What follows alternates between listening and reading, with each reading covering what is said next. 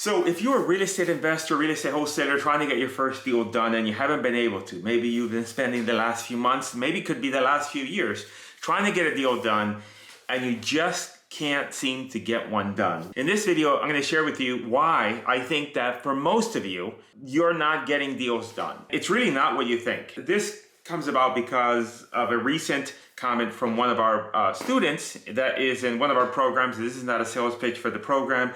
I'm just trying to give you context in terms of what I'm talking about.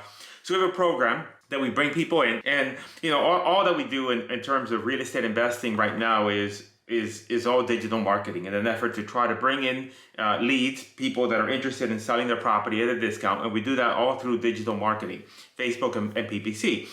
And so, we got courses that we sell in that, but some people say, hey, can you help me with that? And that means that then we run the ads and then we coach them along so that they don't have to worry about anything related to the ads. All they're worried about is doing the deals. And then later on, then we can help them with the ads. You could spend all day trying to put the ads together, but the real business is you talking to other human beings, i.e. sellers, and trying to get a deal done. And so then the person on the other end said, oh, I was really disappointed because I thought that I would have a deal by now. Now, we given this person 75 leads, and these leads are from Facebook. I go in and we have access to see what they've done and everything else, and I go in there and it's very clear to me what the problems are. As the leads come in, there's work required on the leads. You got to think about the fact that when somebody comes in as a lead from Facebook, they weren't on their computer actively searching. They could have been at the grocery store just waiting their turn in line, and then now they see your lead with your ad, they put in the information, and then you try to call them right away, but they're just not able to talk to you. That doesn't mean that the leads are not good. It just means that they just weren't at the time and place where they could talk to you. So what that means is that there's follow-up required for these people. I'll give you an example. I'm interested in changing my health insurance plan. I just have not been able to. So I got a call last week from a guy, and I wanted to talk to him, but it's just not the right time.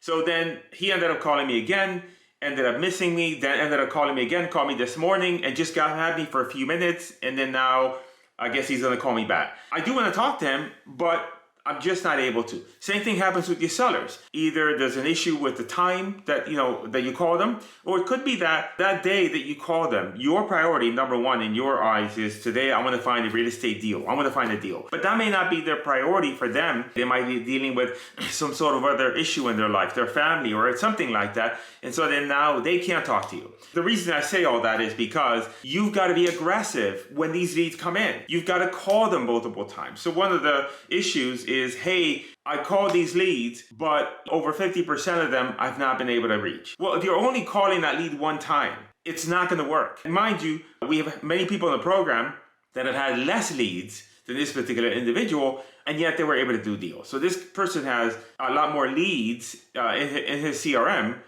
but yet hasn't been able to do a deal. So when I look at the CRM, I look at the fact that there's a lot of leads that appear not to have been called. There are leads that don't have any notes. So how are you going to remember? If you have 75 leads, how are you going to remember when the last time you spoke with them, when the last time you attempted to get a hold of them? So in your CRM, whatever you're using, you need to make notations. Okay, I tried to call them here, I got to call them again. I tried to call them here, they said this, I got to call them again. So in the cards, I see either no notes about any sort of time that the lead was attempted to call, that you attempted to call the lead, that person attempted to call the lead.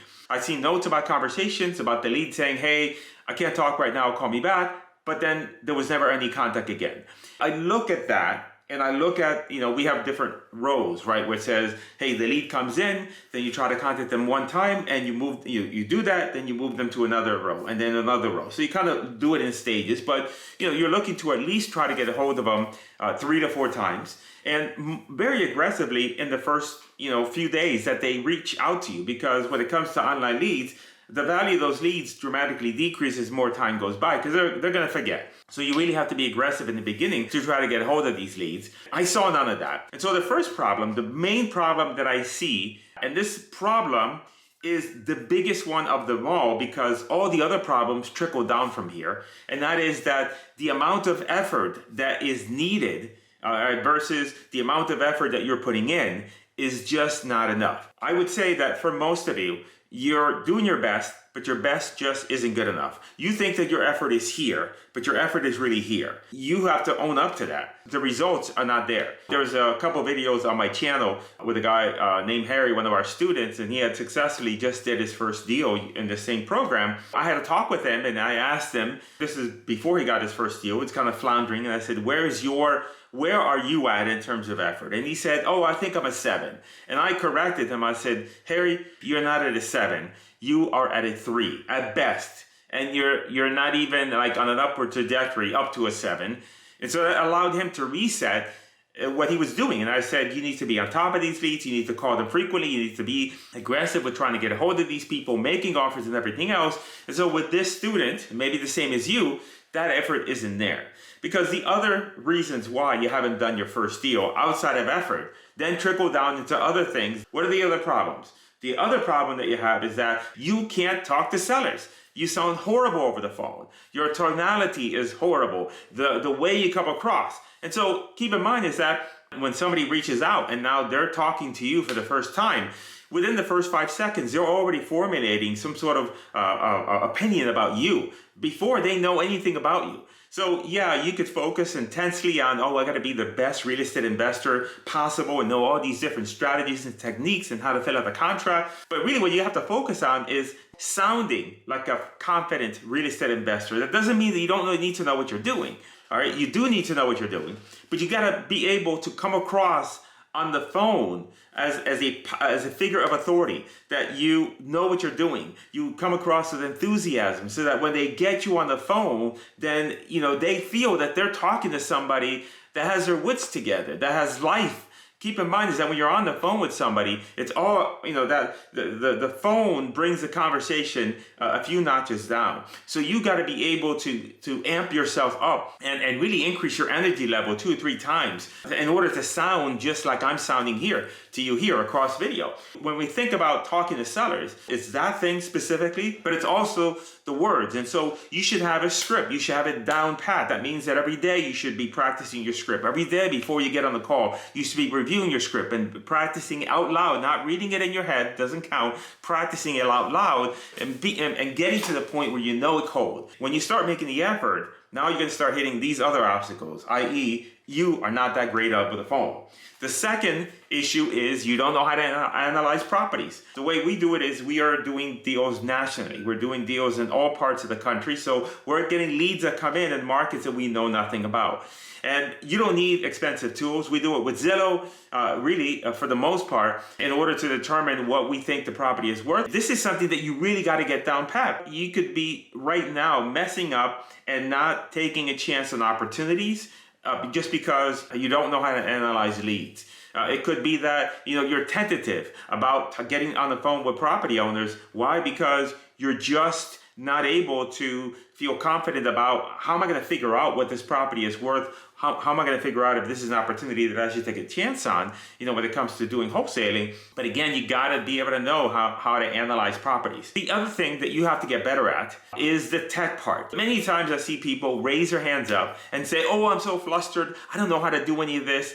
And the fact is that technology is here. It's here to stay. It's going to be even more prevalent in your business. And so you got to be able to operate tools effectively in your business, the CRM, the website, how to manage things on Facebook and on Google. It doesn't mean that you have to be the expert at it, but you have to have a rudimentary basic level when it comes to this stuff, because if you're aggressively following up on leads, but you don't know how to operate the CRM, you don't know how to properly make notes, you don't know how to do a lot of these other things that are needed to be able to use the tech platform, then you're going to fall behind. You raise your hands up, flustered, and you don't take the time. You're like, oh, I just watched this one video and I can't seem to get it. Then watch the video a second time, watch it a third time, watch it a fourth time, watch it a fifth time, and then you'll get it. I do a really good job of tutorials, with regards to Facebook ads and getting people up and running from zero to do successfully finding motivated sellers on Facebook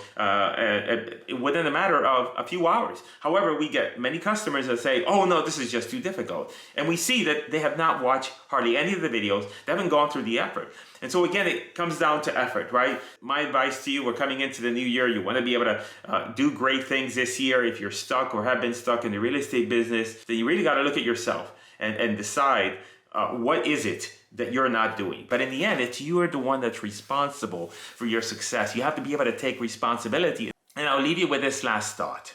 Everything you have in your life, you have because you decided that you wanted that in your life. Everything that you don't want in your life, you also decided. You may not think so. You may think, oh, the world is and the circumstances created this particular situation for me, but it didn't. You created it. And so the minute you start to accept that and take control of your life, then things will change. And the time is now. It's the beginning of the year.